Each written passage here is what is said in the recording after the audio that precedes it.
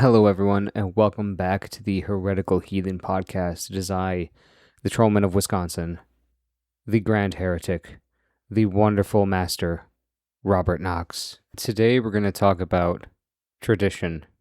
We're going to talk about lineage and the importance thereof. Now, I've noticed a pattern over the last few weeks when this has been kind of a big discussion in the heathen spheres and in, I guess, the Platonist spheres as well. What are we to make of tradition, and what are we supposed to do since traditions have been destroyed? Now, there's always been seeds of people practicing what we might call paganism. Even something as big as Wicca goes back to at least the 1940s, and that's an attempt to, let's say, revive a sort of pagan tradition based on Golden Dawn and Thelemic precepts. Perhaps in the case of Wicca, using a word like invent might be more appropriate. But yeah, since at least the 1940s, and probably there's other cases that I'm not familiar with, people have been trying to reinvent this pagan current. I take that to be partly because it's in our blood. Paganism, whatever that word means to you, some more of, I guess I'll say, folk belief. It's natural to human beings. Something like monotheism, like Christianity, isn't really natural. It really seems to be foreign and very, very new. Sure, some cultures had a sort of god of gods at the top, but that thing wasn't a god. It didn't have a personality. And with the birth of these new, younger Abrahamic religions, their top god did have a personality, and he commanded the world bend the knee. And despite living through that and living through all of the wars, northern crusades, the genocides, the kids that were kidnapped in some of these northern regions just to force conversions, paganism never left. At least the seed. It's been around. It's been in the shadows. People will invent it if it's not there. But I think it's important that we talk about tradition and passing those things down and how important they are. Now, in some sense, a piece of the Platonic tradition has been passed down via the university systems, although it's been severely secularized. And so there's a sense in which because I passed through the university system, was initiated into a Platonic current going back to potentially Plato himself. This begs a rather important question, and that question is, what exactly is a tradition? Now, there's at least two senses in which people let me rephrase that. There's at least two senses in which people use the word tradition. One is weak and one is strong. The weak sense is something like, oh, it's just a practice handed down. And you'll see this used often in the pagan sphere. By this weaker definition, almost anything that's passed down across generations could potentially be a tradition. Turkey on Thanksgiving, wearing white at weddings, Wicca's Wheel of the Year. What's I think important about this weaker sense is that it doesn't just have to be passed down via person to person. If one were to write down the practice and pass that along and somebody was to revive it from your instructions, that too would be considered being part of a tradition. Now, there's obviously some problems with this and problems that I personally have run across. I have met a gentleman who now has a Discord. I think his name was Hecate's Top Man. Normally I wouldn't say names, but I kind of think people should watch out for this guy. He started a Discord where he claims that he has been initiated into an ancient Orphic tradition. It might not be Orphism, it might be something else, but I think his claim was Orphism.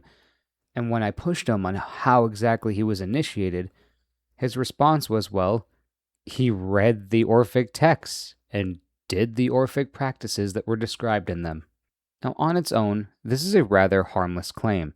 If you want to read the Orphic hymns or the Pythagorean maxims or even Plato's dialogues and claim to be initiated, there's potentially room for that. However, what happens, especially when you're doing the magical part, the liturgical part, the theurgy, is that a sense of ego is now not only, it could be installed, it's also inflated, dramatically so. That's a part of what the magical process does. When you start with something like chaos magic and you jerk off to sigils, a few of you will know what I mean, and something responds in the real world, you'll start thinking, hey, I'm so powerful that I can shift reality itself. And even if you don't have that center of locus of reality being in you, when you do, let's say, like an orphic rite to a god, and you seem to get a result, you'll start thinking, wow, the gods care so much about me personally that my offering changed the fabric of reality. And this is how you get somebody like Aleister Crowley. Crowley. Fuck it, leaving it in. This is how you get a Crowley.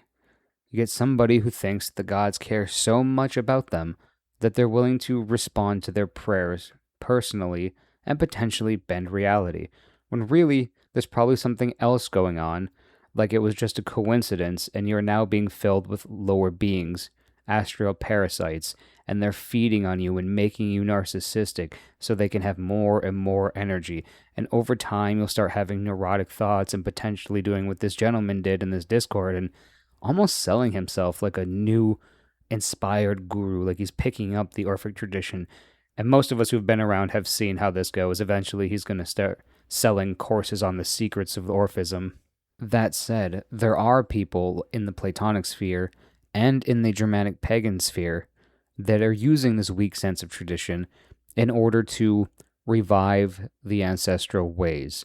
A lot of people are looking for different passages in the Eddas, in the sagas, to try and reconstruct a kind of practice that would have been done by our ancestors.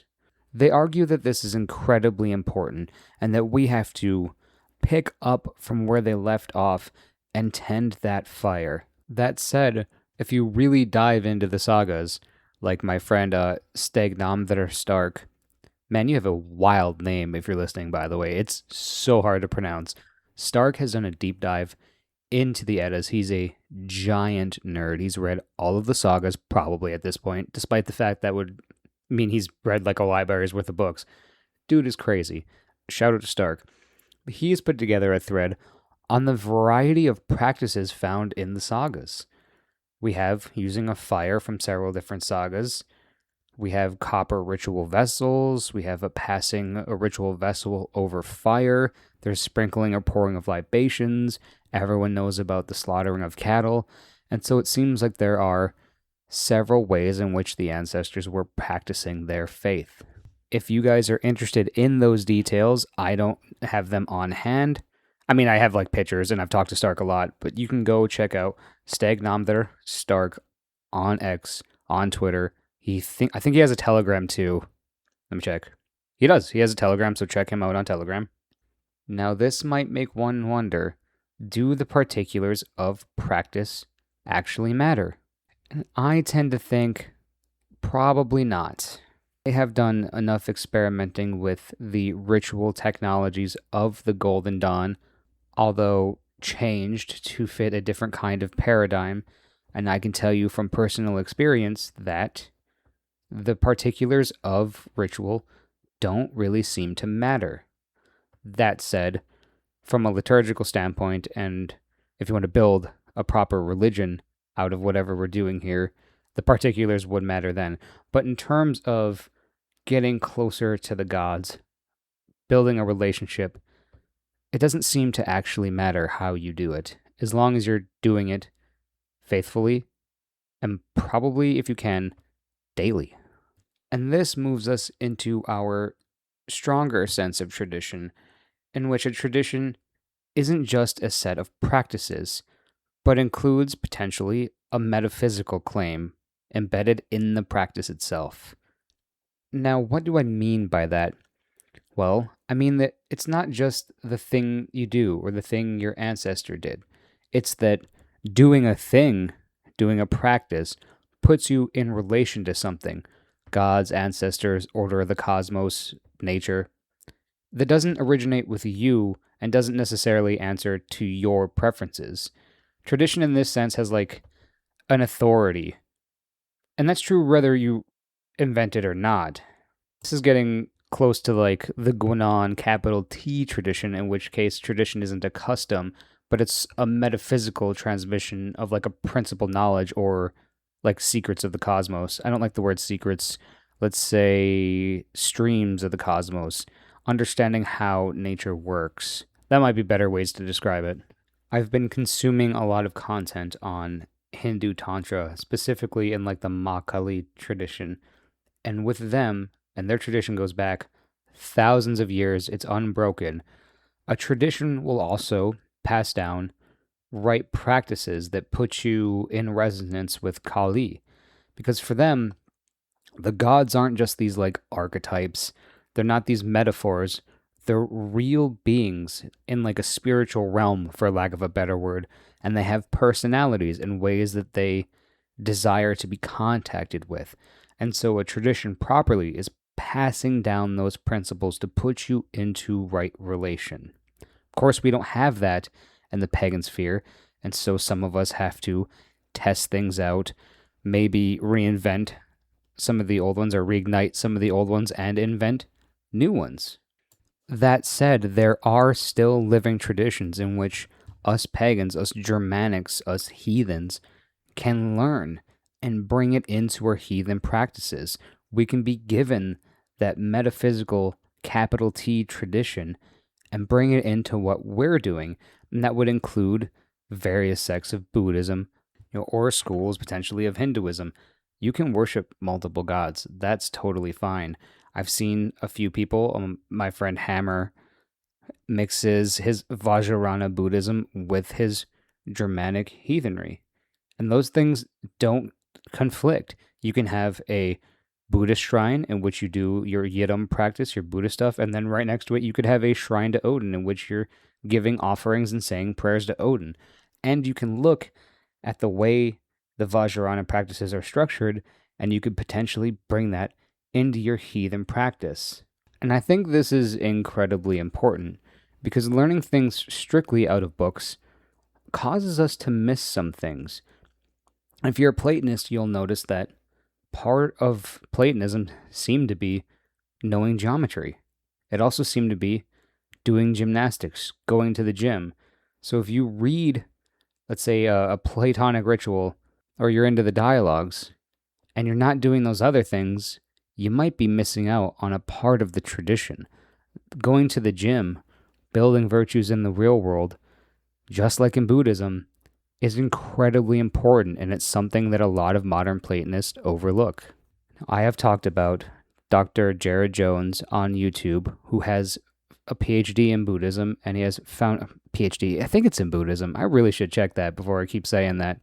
Will I? We'll see. But he has foundations courses that he's designed. They come from different schools of Buddhism, but he's designed these practices to help the lay practitioner in a busy world, and I have been experimenting with them. And foundations 1 and 2 are very simple. One is an intensive breath practice. The other is a body scanning practice. And what's really interesting about, I guess, this Buddhist practice is that the foundations of Buddhism are taking refuge in the Buddha and taking a bunch of oaths, which are really important. Like the oaths are almost the more important than a lot of the stuff. Well, I say that loosely. Obviously, the other practices are important, but the most important thing is mastering and training consciousness, being able to train your mind and master your mind. This is something that the Western sphere has completely missed. We have missed the foundations on which all practice is built. We jumped over laying the foundations onto the second floor with the ritual work. If you haven't strengthened your body, if you're not hitting the gym, if you don't have a practice in which you learn to control your mind, then you shouldn't touch any of the ritual stuff. You shouldn't be doing Orphic stuff. You shouldn't be doing Germanic bloats. You need to build the foundations first. Now, this might sound pompous and arrogant. I'm sure a lot of people are thinking, fuck you, Rob, as if they don't already. I've been doing this for a few years now. I've started to lose track. I think I'm on 5 or 6, and I did what everyone does. I built the shrine, I started giving offerings, and over time I started learning more of the history and doing little bloats. And now that I'm like 5 years in and I'm looking at these Buddhist practices, I realized how much stuff that I completely missed. I never thought about the fact that I lost 100 pounds by working out and constantly hitting the gym, reorienting my whole life. I never thought about how that is a foundational thing that most people are overlooking. That was just like something that's outside of the religion. I never would have thought that doing a breath practice every day, learning to control my mind, is so important. And it's the most important. And notice for you heathens with an attitude that by doing these mind practices, you don't have to buy into a particular metaphysical system. You don't have to believe in a certain set of gods. You don't even need to take the Buddhist vows. You just need to adopt the practices. Not only will they make your ritual work that much better, they'll improve your life all around. You'll start noticing how you react to things or when a thought potentially isn't yours. Those who know will know. You will see those things. You will be attentive to those things. And to sound like a Buddhist, or at the risk of sounding like a Buddhist, you will learn how to reduce the amount of suffering that you're causing to yourself. To use a specific example, there's a group of heathens who have dedicated the majority of their time to fighting the Platonists. Now, I don't want to stir up more drama. I mean, I kind of do. It gets me views, and I am building a platform here. But they dedicate all of their time to fighting Platonists, to digging through and trying to link Plato to the Magi, the Persians, claiming he invented Christianity. And they don't realize that it doesn't matter. This is mental longing. You have this obsession, and it might not even be coming from you. It might be a lower being that's causing you to have this neuroticism, this anxiety, and it's feeding on that energy. But if you start doing these practices, you'll notice how ridiculous it is to be this obsessed, to have that mental grasping over something that in the end of the day shouldn't matter. We should be coming together, building things together, putting videos and images of us practicing to inspire more people to come to the gods, not calling Plato a cryptic Jew and the first Christian. This is bullshit. It's causing suffering on a mass scale.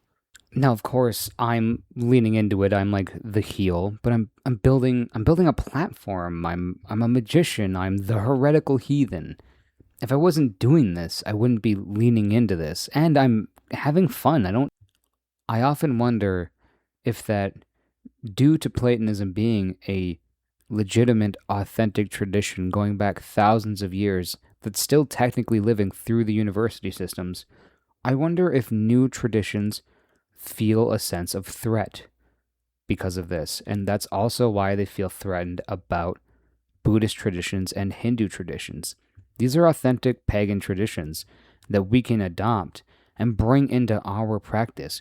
We can get that metaphysical transition. We can get that Shakti, that Megan for you heathens.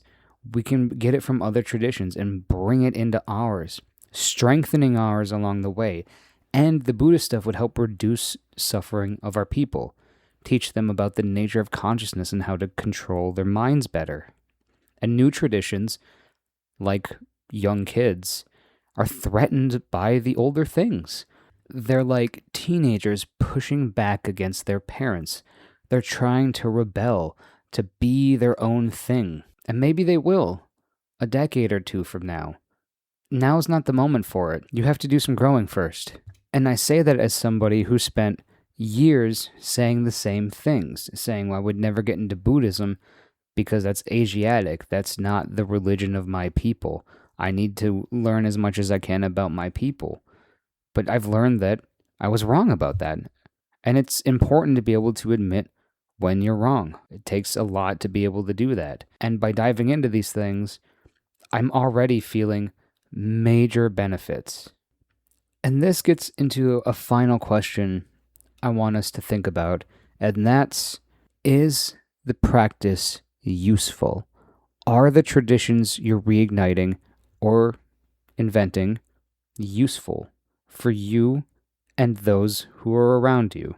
Let's say, to use our first example, you're a Roman or a Greek pagan and you've gotten into the Roman or Greek sources and you found out how to do the rites and you do them. Are they causing a positive change in your life?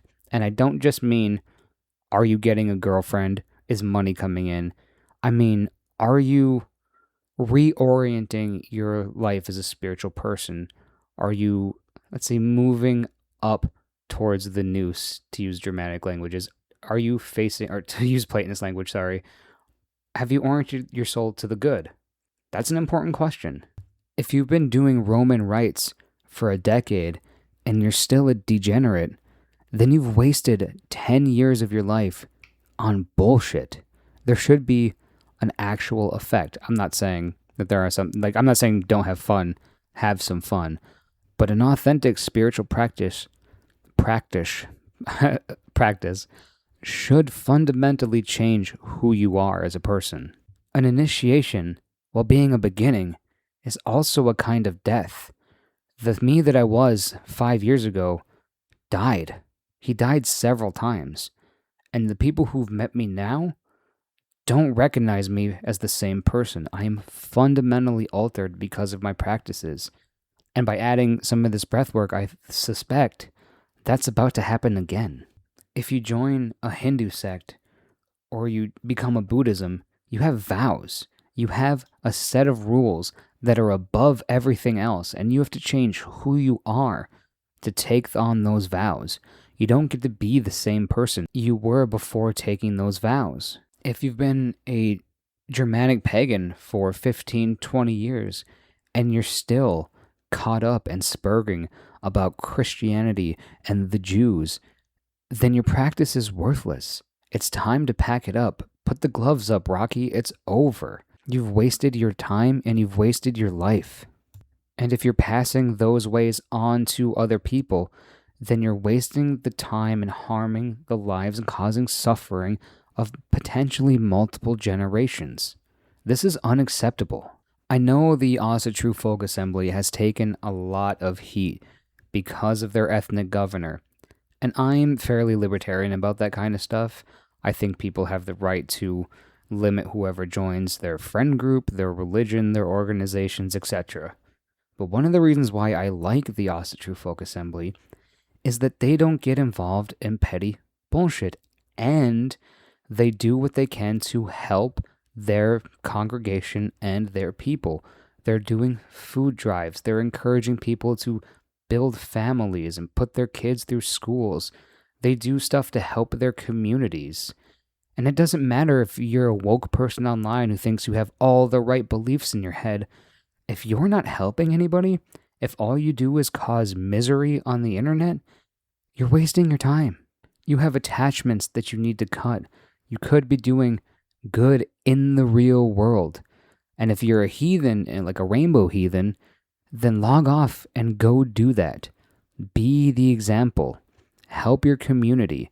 It's not good enough to complain and protest online. You're causing suffering and you're wasting your time. If your practice isn't useful, if it isn't changing who you are, if it isn't helping others, then it's worthless. Hang the gloves up. Do something different. Find out what you can do in these other traditions. Find out what you can do from these other traditions to improve your spiritual practice, and that will cause an alchemical effect that will change you. And you can't hope to change the world without first changing you. So again, I ask, is your practice useful? And with that, I think I'm about done. If you like what I do here, leave a like, leave a comment, share this on all your socials. I sincerely appreciate everyone who listens, everyone who pays even a modicum of attention to what I do. And I know I'm a bit of a seemingly spastic on X, formerly Twitter, but a lot of that is just me building an audience. That's not really a reflection of who I am. Although I have tried to mold some of the content to be more inspirational, and I've even started posting little short poems because I really like short poems. So I am trying to infuse more inspirational and interesting content, but of course, all people really care about is the petty drama. That's what it is, though. That's part of being online these days. And I hope that through things like the podcast and potentially books in the future, I can do more good in the world. And with that, I'm signing off. Thank you all and have a wonderful night.